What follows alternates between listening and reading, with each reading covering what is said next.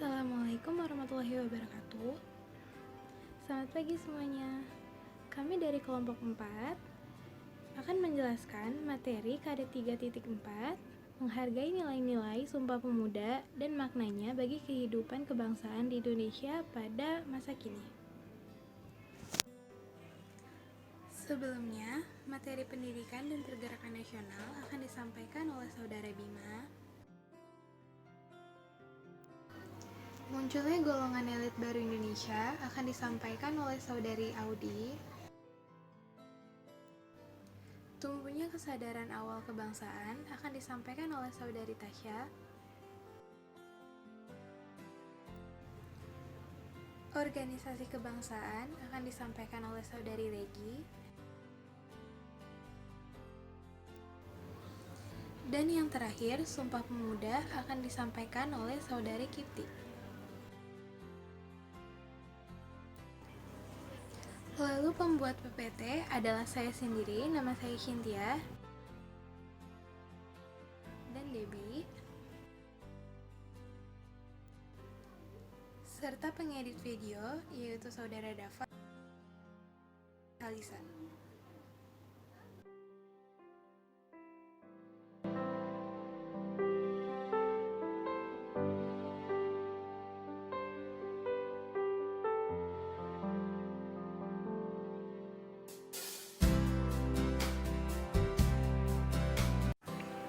Ya, Assalamualaikum warahmatullahi wabarakatuh.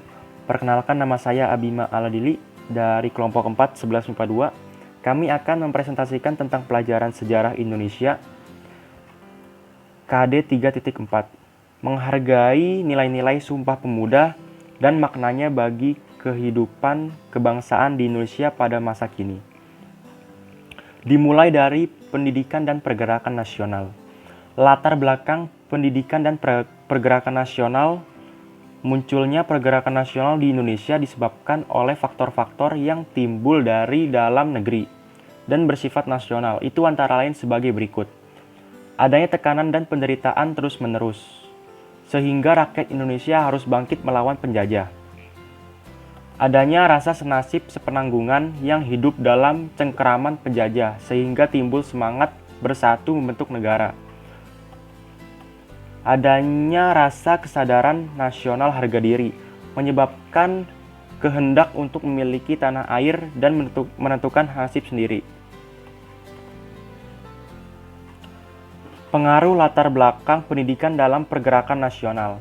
Pendidikan dalam pergerakan nasional memiliki pengaruh politik, etis dalam bidang pengajaran dan pendidikan sangat berperan sekali dalam pengembangan dan perluasan dunia pendidikan dan pengajaran di Hindia Belanda. Salah seorang dari kelompok etis yang sangat berjasa dalam bidang ini adalah Mr. J. H. Abendanon. Pada tanggal 20 Mei 1908 lahirlah Budi Utomo, yang merupakan organisasi pemuda pertama di Indonesia. Partai politik juga banyak bermunculan dengan tujuan membebaskan rakyat dari belenggu penjajahan. Sekedar info saja, pada awal abad 20, ketika rezim kolonial mencanangkan atau mengeluarkan kebijakan politik etis 1901 meliputi 3 bidang: pengairan, transmigrasi, dan pendidikan. Sekian, materi selanjutnya akan saya serahkan kepada Saudari Audi. Munculnya golongan elit baru di Indonesia. Munculnya golongan elit baru ditandai dengan mulai dibentuknya Budi Utomo, yaitu organisasi yang bersifat sosial budaya. Budi Utomo dibentuk tahun 1908 oleh Wahidin Wirohusodo. Mereka memfokuskan perhatian pada kesadaran identitas bangsa, nasionalisme, dan persatuan beragam suku yang ada di Indonesia. Elit tradisional berasal dari keturunan raja, bangsawan, atau priayi yang memperoleh status kebangsawanannya dari garis keturunan. Elit baru. Menurut sejarawan Sartono Kartodirjo, elit adalah golongan sosial terkemuka yang menempati posisi dan memainkan peran penting dalam perubahan sosial di Indonesia. Golongan elit baru cenderung melancarkan perubahan. Adapun jenis golongan elit baru antara lain: A. Elit intelektual. Belanda mendirikan sekolah-sekolah di Indonesia sejak tahun 1901. Dari para siswa terpelajar yang lulus, maka akan menjadi golongan elit. Elit tidak hanya ditentukan dari keturunan atau kepangkatan sosial, tetapi juga berdasarkan dari tingkat pendidikan seorang. Semakin tinggi tingkat pendidikan seseorang, maka semakin elit. B. Elit militer. Dengan adanya penjajahan Jepang dan adanya Perang Dunia Kedua antara Blok Barat dan Blok Sekutu, maka muncul rasa untuk mempertahankan negara Indonesia. Ini saya akan menjelaskan tentang tumbuhnya kesadaran awal kebangsaan. Tumbuhnya kesadaran lama bukan secara tiba-tiba, tetapi masih bersifat kedaerahan dan belum bersifat nasional.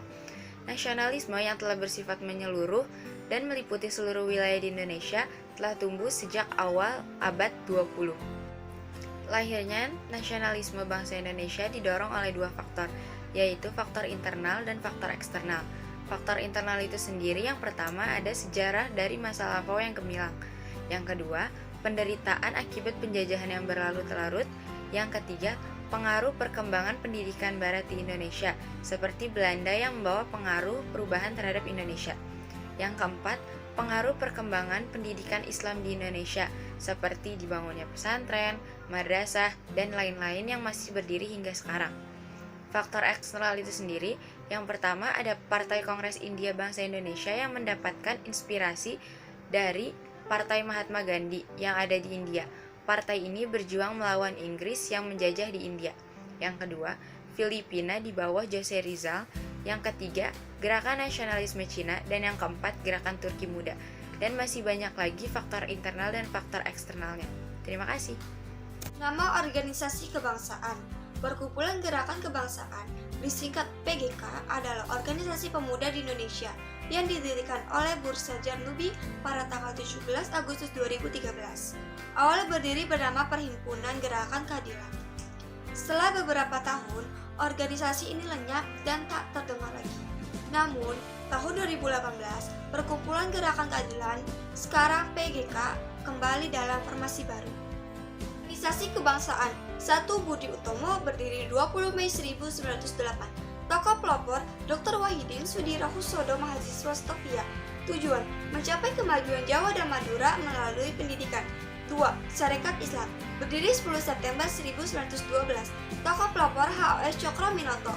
Tujuan memajukan semangat dagang masyarakat Indonesia menjalani ajaran Islam dalam kehidupan sehari-hari. 3. Indisch Partij berdiri 25 Desember 1912. Tokoh pelopor 3 serangkai.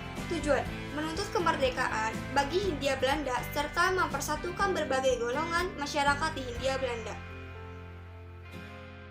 Kongres Pemuda pertama diselenggarakan di Jakarta 30 April sampai dengan 2 Mei 1926. Peserta Jong Java, Sekarukun, dan Jong Celebes, dan lain-lain. Tujuannya menyatukan organisasi-organisasi pemuda, memajukan paham persatuan Indonesia, serta mempererat hubungan antara perkumpulan pemuda. Hasil dari tujuan tersebut adalah menerima cita-cita persatuan Indonesia, mendirikan Perhimpunan Pelajar-Pelajar Indonesia atau yang dikenal sebagai PPPI pada bulan September 1926. Diselenggarakan di Jakarta 27 sampai 28 Oktober 1928. Peserta wakil organisasi Jong Sumatranen, Bon, Jong Java, Jong Ambon, Jong Celebes, Jong Batak, dan Jong Islam Ngitin Bon. Penutupan kongres ditandai dengan dilantunkan lagu Indonesia Raya ciptaan Roger Rudolf Supratman dalam alunan biola. Hasil dari kongres kedua, Ikrar Sumpah Pemuda yang berisi satu nusa, satu bangsa, dan satu bahasa. Lagu Indonesia Raya ditetapkan sebagai lagu kebangsaan Indonesia. Bendera merah putih ditetapkan sebagai bendera pusaka. Semua organisasi pergerakan dilebur menjadi Indonesia Muda.